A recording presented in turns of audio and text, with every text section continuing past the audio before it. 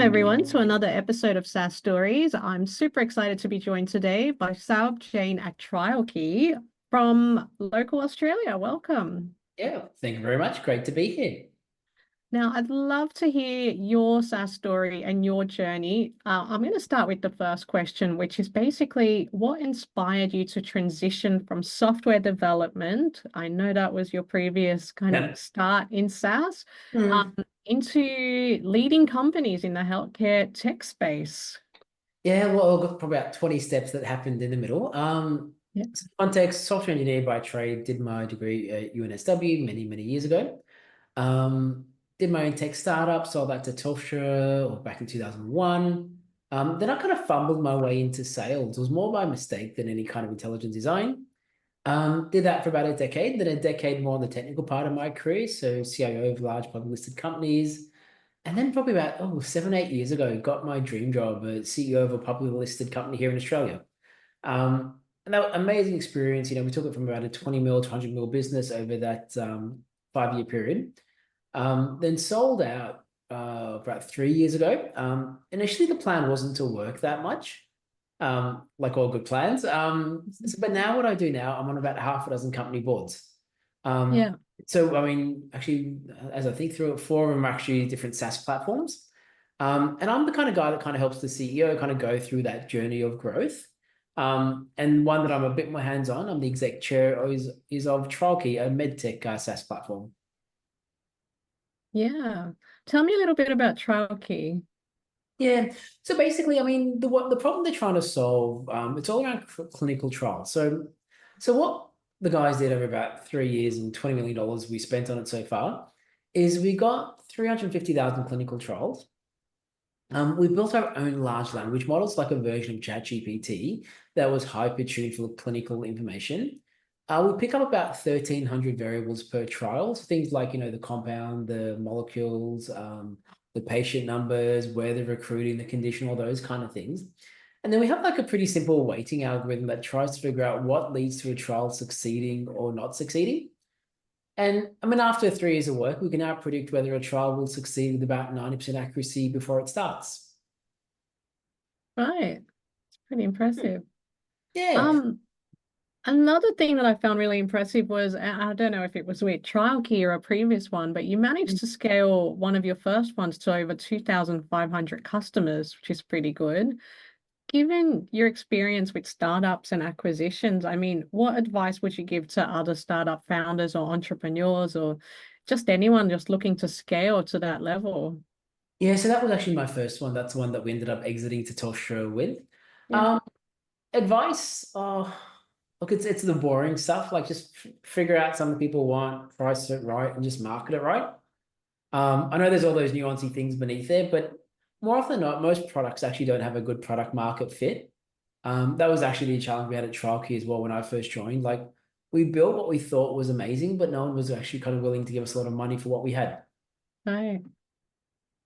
Okay, that's very interesting. I think, yeah, all the boring stuff, no one wants to hear hard work. They want to have a formula for how it's done quickly, Yeah, right? there's something to be said about just boring hard work. I mean, that is, I reckon, what 99% of it is. Yeah, Then 1% of it is the consistent. really exciting strategy and all those kind of things, but most of it's just boring hard work.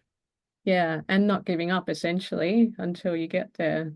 Yeah, I think that's probably another one. It's the resilience because if you did the probably an Excel spreadsheet, right, you'd never be a startup founder. It's like the dumbest idea in the entire world. Like most people fail, most people lose a lot of money, but for some reason, some of us are wired to still do it anyway. Yeah, yeah.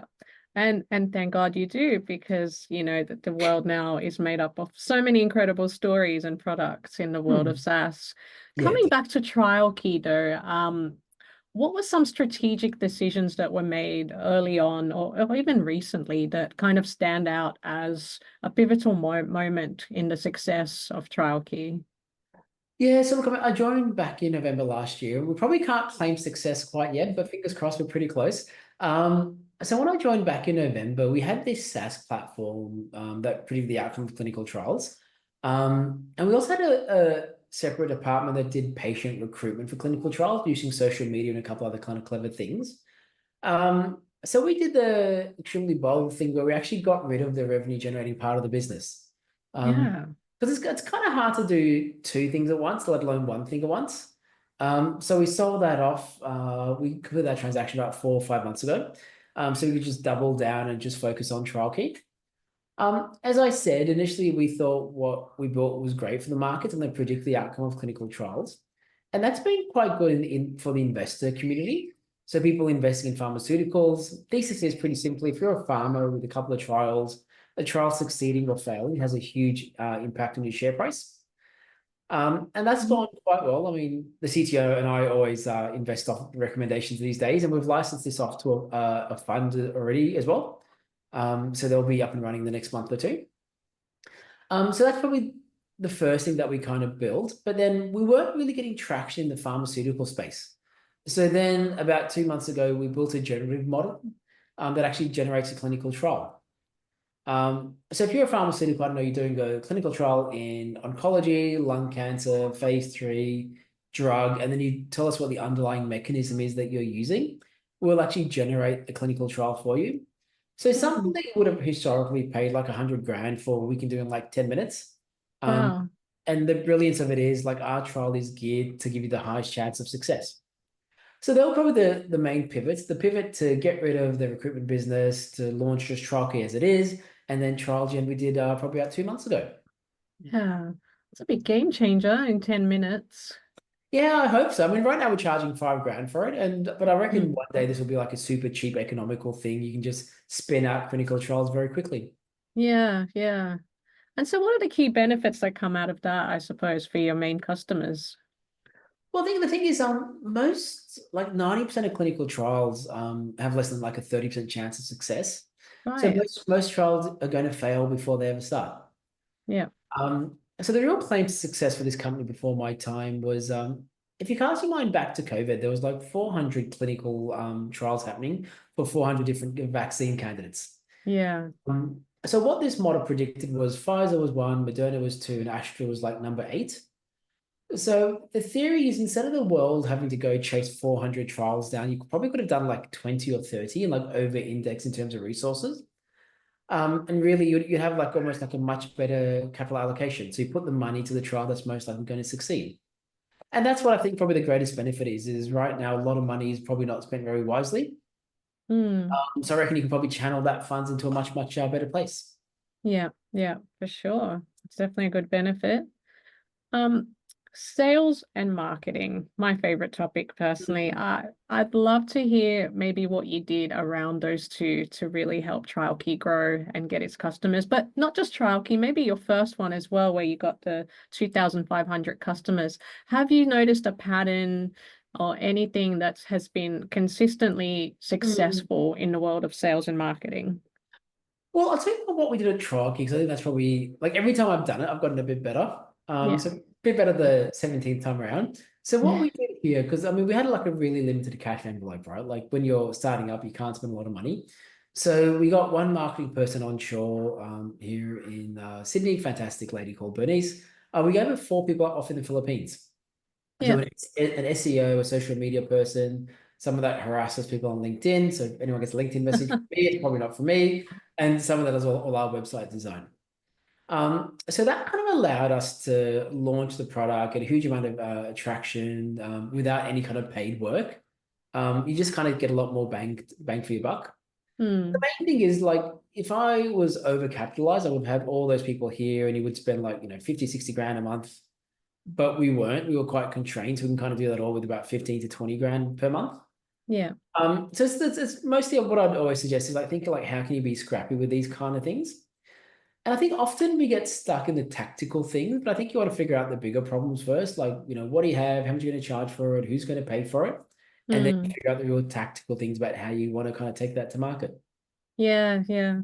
I offshoring definitely, it's something that does come with its challenges as well because Mhm. it's definitely more affordable, but then I think you have to, do a lot more managing and behind the scenes. So I Oh, suppose, totally. how Totally. did you find the balance to do that? Well, I think what it was is it was was unfortunately just our necessity. Like we did not have the money to recruit all those 5 people onshore. We knew we needed those 5 competencies or skills. Hmm. The theory is, well, you sure an offshore person will be 20 or 30% less efficient, but if they're like a 20th of the cost, I'd totally do it. Plus, then offshore, I can get someone for like $6 an hour that I'd pay like a local person, like $200 an hour. So you can actually get Mm. much more competent, much more experienced people than what you'd otherwise have here. So if anything, it probably meant less management from me and from Bernice, the marketing manager, because a lot more of this stuff was being done by much more senior people. Well, if they were in Australia, you'd pay 75 to 125 kind of for that person, thousand per year, and you'd probably need to give them a lot more guidance because they were still very new at some of these things. Yeah, yeah, that makes sense. So as the team grew, and you kind of went into the role of CEO, what were some of the biggest challenges that you faced during that time? So generally, if I talk generically about when someone becomes like a leader of one department to a CEO, that's the real generic problem is I can even take a step back, like what makes a good CEO a good CEO, and then how does one transition into it? Sure. What a great CEO is someone that knows a tiny bit about everything. So a tiny bit about sales, a tiny bit about product, a tiny bit about legal and risk, a tiny bit about how much money's in the account and how the finance works and how the R&D works and how PR works. So you need a tiny bit of competencies about a lot of things. Jack of all trades, essentially. Yeah, pretty much right. Because Yeah. theoretically, a CEO, what they're supposed to do is see the connections between different departments that individual silos can't see. Mm. And that was the real transition for me when I went from like a CIO to my next role as a head of commercial to a CEO, is to actually figure out my role is not to be deep in any one area, it's to be very, very shallow across that many. Yeah. No, I think that's a good strategy. I think having, your finger in lots of different pies in the business definitely allows you to kind of empathize with all the people in the business as well and understand what they're working on without positioning yourself as the expert, like essentially letting them to do the job that they've been hired to do. Totally. And I'd probably use a different word than empathize. I'd use the word that will give you credibility. Hmm. So when you do actually talk to someone, that they actually kind of appreciate you have some context around what's going on. Yeah. And then hopefully what you'll do really effectively is you'll make sure that marketing and sales and dev are really connected together. So because I find that's where a lot of people fall over is not connecting their organizations effectively. And you'll have Yeah. different people go off in different directions and they won't be completely aligned.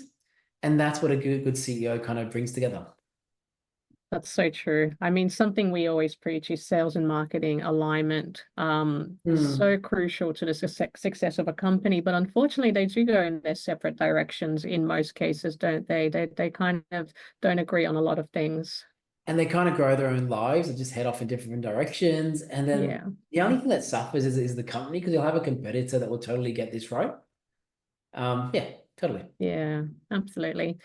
Hmm. Now, coming back to your role as Yeah. a board member and executive Hmm. chairman, this is a fascinating one because I actually work with a lot of kind of people in the C-suite that do a lot of reports for the board members, and it's Hmm. always fascinating. It's a completely different, kind of metrics or success metrics that they're Yeah. looking at compared to some of the other teams within the organization. So I just wanted to pick your brain on that. What is the most important thing you're looking at as a board member? Well, I'll just even touch on that one thing you talk about. Like a lot of CEOs, a lot of execs prepare reports for boards. So being someone like six boards, like 90% of what they give you is like complete rubbish and garbage, and you don't even bother consuming it because it's actually meaningless. Yeah, Um, I'll give you the advice that a mentor gave me, which I wish I knew when I was a CEO of a public company reporting to a board. Fundamentally, I think a CEO's core job is to provide board leadership. yeah, They kind of report to the board, but the board are their peers in solving like a similar problem set. So kind of based on that, you want to prepare the kind of content that's relevant for whatever big problem you're trying to solve. So it might be, hey, we've launched this product, but we're not getting customers. Here's what we know. Hey, board, can you help us figure some of this stuff out? Or yeah. hey, we're running short of cash. We're gonna have to raise some more money in 12 months' time. Here's what I know as a CEO. Here's what the CFO knows. Hey, board, can you help us kind of solve this problem? Because I think when you prepare that kind of content for the board, you'll actually help them, you'll guide them into what they should focus on. Mm. Because if you don't, and all you provide is like core financials and a bit of an operational update, that's what the board will get stuck into. And they'll Yeah. throw rocks at you about, hey, what about this number? What about that number? You know, haven't you ever collected that debt? They won't be bought into the same problem. And board people are generally pretty expensive and highly skilled, and they can do annoying and nuancy things. They can do really complex strategy things that can benefit you. And that's the CEO and the exec's role to figure out. Right. So just so I'm understanding this properly, essentially, instead of giving them a giant board report where they can just pick it apart and with all the details and the numbers, what you could do is give them, a problem or a challenge that you know exists in the business, put some key thoughts together around it, and essentially ask them for help and thoughts on this topic as well. Yeah, totally. So the way I structure it, the way I guide my CEO structure it is give me the best three things that happened last month, the worst three things that have happened, all the financials. Let's just take that as read. We'll ask you if there's any questions. But what are Mhm. your big problems that you want help with, or the big questions? Yeah, yeah. And just Eh, really give a lot of meat and a lot of flavor around that so you can help, have a really good discussion and get the best out of the board. Yeah. Well, that makes sense. That's great advice. Yeah. I just wish someone told me when I Mm. was when I was a CEO, because often otherwise what happens is you just tolerate each other. Um, and that's not fun for anyone. No. And God, all the wasted hours putting together those massive reports that probably didn't get read. Mm. Totally. Or they're read for the first time in the actual board meeting. Yeah, yeah. Oh, that's hilarious. Now, AI. We have to talk about AI. I know it's everywhere. It's very much still trending. How does TrialKey's AI-powered platform stand out? I mean, how is it different from what's out there in a competitive landscape? Well, I mean, like we're not a multi-billion dollar company, so you actually can never do anything that's unique. All modern AI companies do, except for the ones that build the core foundation, is they just combine things together in kind of a meaningful kind of way. And that's all we did, is we figured out how to get 350,000 clinical trials, scrape a whole bunch of data off the internet, build a ChatGPT style model that picks up all the variables you need, figure out what leads success, doesn't lead to success, build a predictive algorithm, and build a generative algorithm. I mean, I grossly oversimplified 3 years of work. That's kind of all we did, is just combine 5 different things together into a Yeah. coherent kind of product. And that's essentially, making good use of AI. And I think, Hmm. maybe not today a multi-million dollar company, but Yeah. possibly in the Fingers crossed. future. Yeah, fingers crossed. Yeah. And so, looking to the future, what role do you think AI will play, especially in the future of clinical research? Hmm. So the really boring part of AI is it's about process automation, and that's like 5 years ago. So what you want to use AI to do is solve problems that are completely unsolvable. Um, Mm, so it's completely impossible for one, doctor or medical practitioner to know everything about a domain, about, cancer or all the. So there's like 7,000 diabetes trials that have happened in the last 10 years. It's impossible for right. everyone to read them all. But Yeah. you can totally get an AI model to go through it and spit out in a couple of hours the synopsis of all those trials. And if you're doing a trial for type 2 gestational diabetes, this is the parameters to have to most likely succeed. So it'll actually allow you to solve completely unsolvable problems. So I think what it will do is then hopefully speed up some of the medical development. It'll kind of get you much better allocation of capital. Like the trials that are going to fail, you just wouldn't even bother doing. Mm, And then the trials that are going to succeed, you might over-index, you might actually choose to over-invest. So you kind of even up the chance of success even more. yeah. Yeah. For sure. Hmm. Very interesting. I guess looking back on all these wonderful moments in your career, what would you say has been the most pivotal moment? From a professional perspective, what would I say? So when I was at Urbanize, so this is all public company, this is all public information anyway. So the previous CEO who bought me and CEO of my prior two companies, he got let go about maybe 6, 9 months in. The chair stepped in as the exec chair, and there were four of us kind of vying for the CEO role: the head of my department, the head of another, and a CFO. So we did what all good, highly motivated alpha male people do, is we had a proper Hunger Games. Um, and it took about a year, right, for someone to come on top, and that's how I got the CEO role. But what I did there is I figured out the problem to solve is revenue. Hmm. Like everything else is somewhat secondary.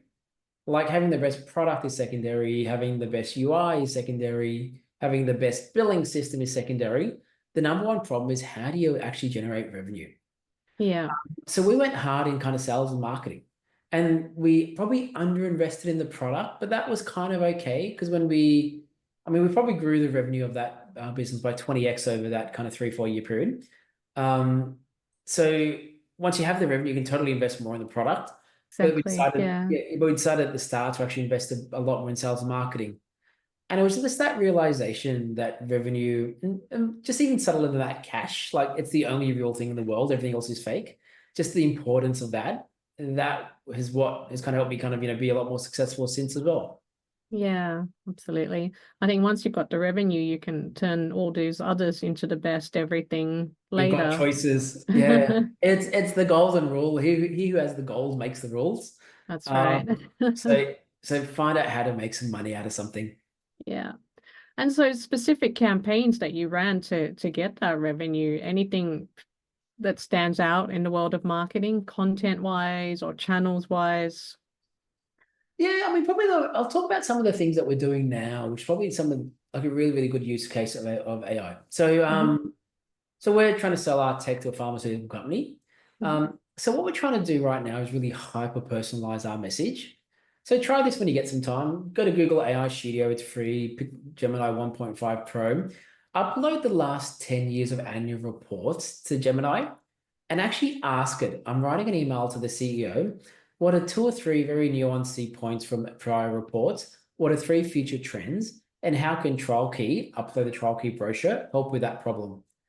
Yeah. It is creepy, like properly creepy how good it is. But I think what it is now, it's figuring like how do we completely hyper personalize every message that we send out? Um, because kind of doing that, we just get a much, much better success rate rather than like the generic things. I absolutely agree with that. We do a lot of account-based marketing, especially like one-to-one, one-to-few. So we're always looking at hyper personalization and specific kind of messaging. Yeah, I just don't think the generic mass messaging works anymore. And thank God for AI, or it would take Yeah. forever to do that, wouldn't It'll be it? completely impossible. And look, I mean, mass works, but like 1% hit rate if you're lucky, kind of thing. But I think Hmm. hyper personalization, I think we get about 20 or 30% kind of hit rate. Yeah, yeah. And so just AI question again, but you mentioned Google AI. How do you prefer that over ChatGPT, for example?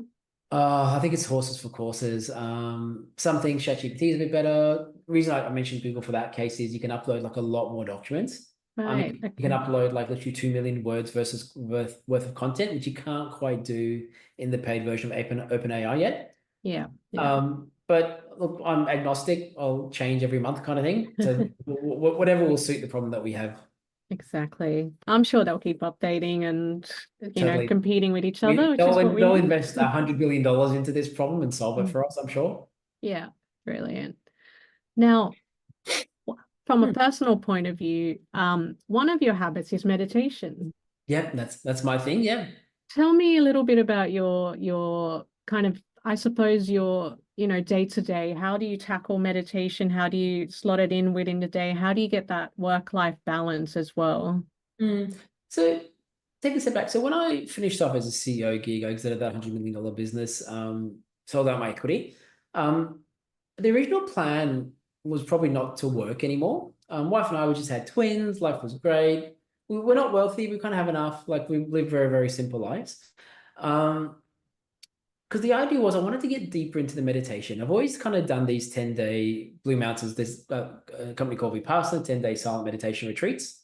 Yeah, And I thought, I want to kind of get deeper into this. And I'm finding the older I get, the harder it is to meditate. Because I think just you lose the ability to focus and the mind is not as plastic as it was when you're younger. especially as a parent now as well. You've Oh, so many totally. thoughts. And sometimes you're just trying to survive like day to day. Um, so the original plan was to not work anymore. Then I got these 6 company boards. That's about kind of 2 days a week worth of work. So then what I do now is I just invest a lot of mind space into my meditation. So I'll do about 2,000 hours this year. So if I'm awake, Yeah. that's probably what I'm doing. So the way I do it is I did two 45-day courses last year. I booked in my next 45-day course in January. So you go off, no reading, no writing, no talking for 45 days. You just meditate for 14, 15 hours a day. And after 45 days, you feel a lot better. Mm. And then you just do the 2 hours a day normal, which doesn't actually make you any better, it just slows down the degradation. And then you just wait for your next long course before you can kind of make a bit of progress again. Okay. And so what are some of the key benefits you've seen or you've felt from doing it?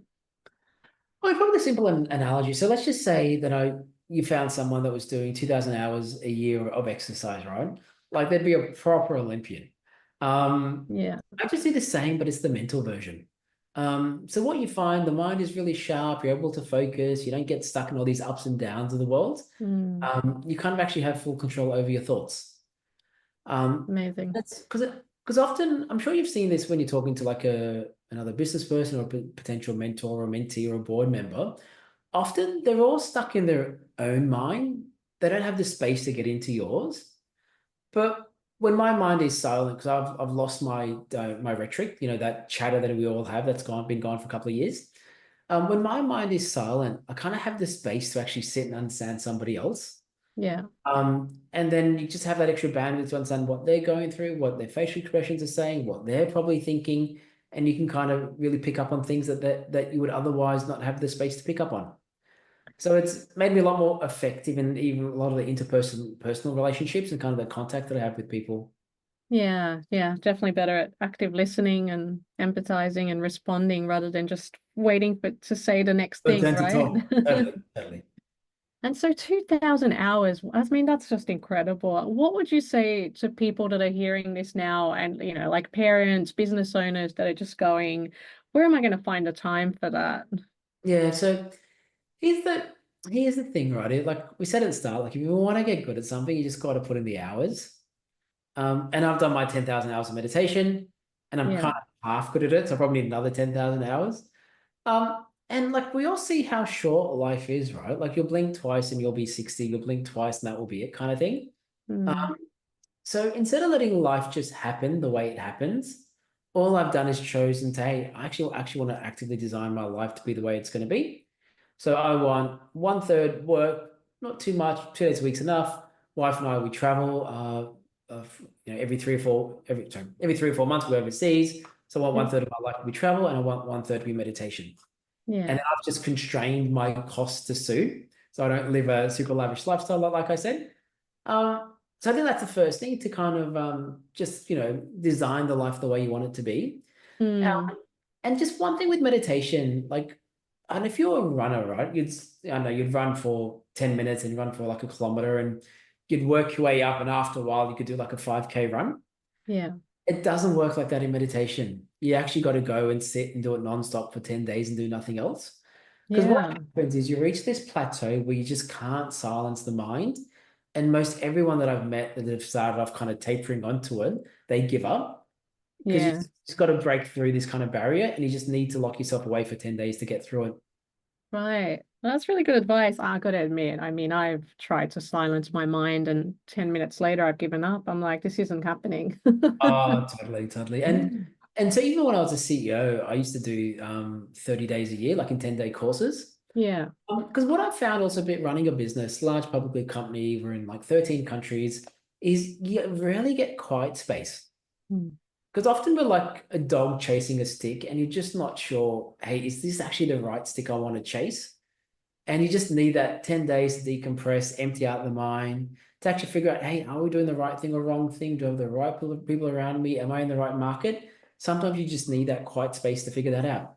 And you Yeah. rarely get that. Like, we incorrectly measure our importance or effectiveness by how full our diaries are. So you almost never get to do that in the real world. That's so true. I think it was Jeff Bezos that said, as a leader or a CEO, my job is just to make really good decisions all day. And I don't think you can do that unless you've got a quiet mind. I don't think you can do it effectively because if it's just so busy in there, you're probably just rushing those decisions and making the wrong ones. Yeah, I mean, like you just have less bandwidth to actually focus on the problem at hand. Yeah. And often when you find when your mind is chattery, you'll make a decision based on your preconceived notions. you won't have the ability to completely understand the picture because you are so stuck in your own thoughts. That's true. I think a lot of SaaS founders can relate to that. Absolutely. They've got wearing 50 different hats, thinking about 50 different jobs. Yep, totally. Yeah. My last question for you, what do you look forward to in the future? Look, I'm an optimistic kind of guy. Hopefully AI doesn't kill us all. I I don't know. But like we live in the most amazing time ever, right? Hmm. Like we have live in abundance. We have enough to eat every day. Australia, best country in the world. We have low poverty, Yeah. low crime. Um, and like AI will hopefully just, magnify whatever great aspects of our society that are inherent in us. Yeah. Love that message. Thank Hmm. you. Thank you so much for being on the show today. I really appreciate it. I've certainly Yep. learned a few things around meditation specifically, and yeah, definitely some good sales and marketing techniques there as well. So I really appreciate it. Thank you. Absolute pleasure. Thank you very much.